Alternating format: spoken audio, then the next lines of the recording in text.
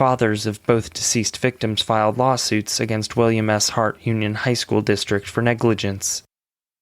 They alleged that the tip line assigned to the school was not functioning, and that many other safeguards failed, including the failure to supervise the quad area properly. In addition, overgrown trees obscured numerous security cameras, and because they were not actively monitored, they weren't adjusted as needed.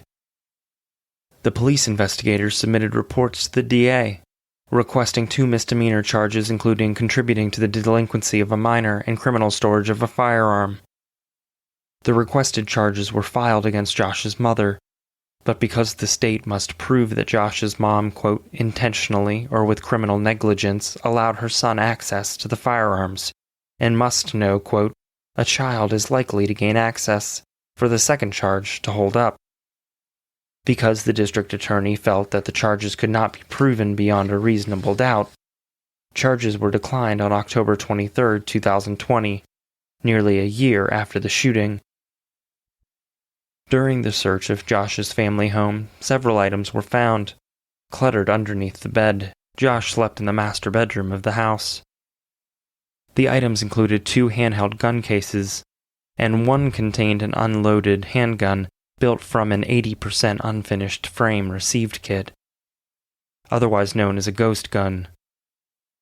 The other case housed a .45 caliber cartridge, possibly belonging to the gun used in the shooting. Guns were also found in other areas of Josh's home, and even in the garage.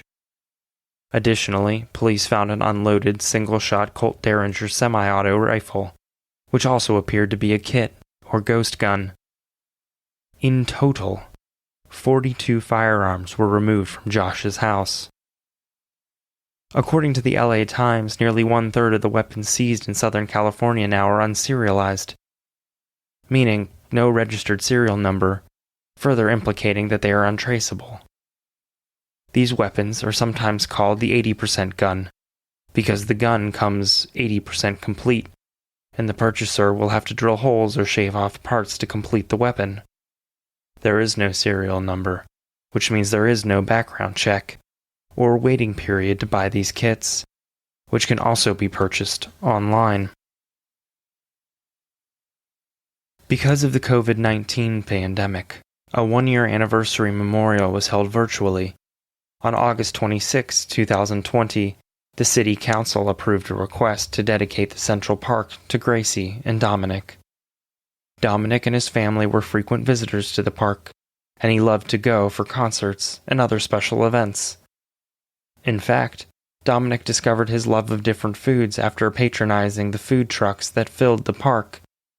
Gracie, too, found such joy at the park, having visited the dog park for the first time in 2014, and fell in love with it, and never stopped going back. Gracie's family started the Gracie Strong Foundation in her honor. The mission is to, quote, empower, inspire, and support individuals to speak up, realizing their voice is powerful and matters, and enable them to fight for their values, have their voices heard, and impact change for the future. Dominic's family also started a foundation in his honor, called the DMB Foundation. Their mission is, quote, to bring a permanent end to that lonely feeling that we have all experienced at one point or another in our life. A world where everyone knows how and when to give up. The foundation promotes school safety and education, and they even have a scholarship and Chromebook program which assists children in being more successful in the learning process. Could this shocking event have been prevented? Unfortunately, it's near impossible to say given the complete lack of motive, but nonetheless, we continue to urge our listeners to keep your eyes and ears open. And if you know someone is struggling, speak up, speak out, or let someone know. If you see something, say something. You never know how many lives you could be saving. He's my friend. I miss him, but I can't mourn for him. he did take the lives of others.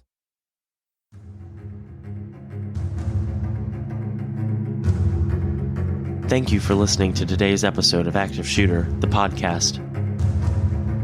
Remember, if you see something, say something. There's no telling how many lives you may be saving. A huge thank you to Darren Curtis, who composed some of the music used in this episode.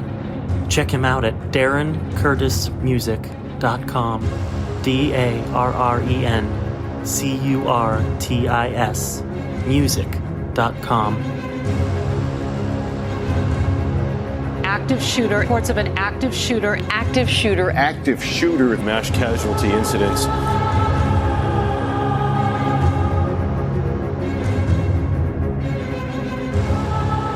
Make sure to check us out on social media. We have a discussion group on Facebook. Just search for Active Shooter, the podcast discussion group. You can also find us on Instagram at Active the Podcast and Twitter at Podcast Active.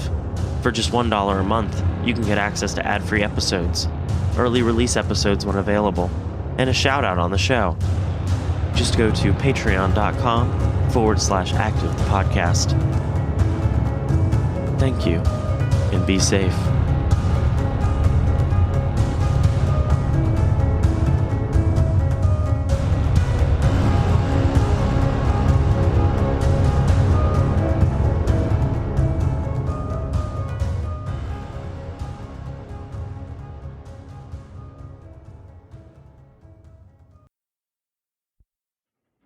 Do you love true crime, but are looking for something different? It sounds like a sitcom. It does. The Benders. The kind of assholes you should probably leave them alone. Do you like learning about cases so off the wall they can't possibly be true? Her wig is enormous, but it is lifted off her head by a monkey. Do you love history, but want to hear about what they didn't teach you in school? It's just got a almost where you hang your horns sign. Do you like laughing awkwardly about cases that are bizarre and a little strange? They'd be able to wield so many knives with all of their little arms. Then we have the podcast for you. Join me, Lindsay. And me, Madison, for Ye Old Crime, where we discuss the funny, strange, and obscure crimes of yesteryear. Listen every Wednesday, wherever you get your podcasts. And we'll see you next time with another tale as old as crime.